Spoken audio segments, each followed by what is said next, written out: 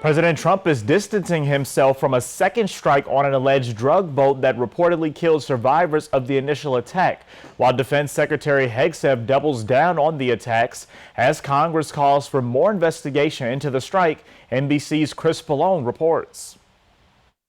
President Trump backing away from a second September military strike on a boat in the Caribbean suspected of trafficking drugs. Somebody asked me a question about the second strike. I didn't know about the second strike. I didn't know anything about people. I wasn't involved in it. It comes as lawmakers from both parties question the legality of that September 2nd incident when the Pentagon launched a second strike on an alleged drug boat near Venezuela, killing 2 survivors of the initial attack, according to one U.S. official and a source familiar with the Pentagon's actions.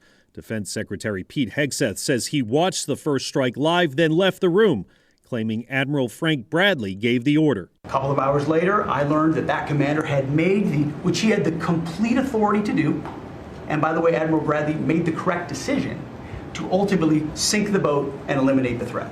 I think both strikes are actually illegal. I don't think you can just name people and say, well, they've got drugs, well, where's the proof? 2 congressional committees have launched investigations into the incident. Lawmakers are questioning whether it constitutes a war crime, and if so, who's responsible. Hegseth initially said all of these stories were false, to then 2 days later saying, well, they're not false, but it wasn't me. I'm not sure that's the kind of leadership we're looking for. The defense secretary chalks up the confusion to the fog of war. President Trump insists U.S. strikes on suspected drug smugglers will continue. I want those boats taken out, and if we have to, we'll attack on land also. Admiral Bradley is expected to speak to lawmakers this week. Chris-Pollone, NBC News.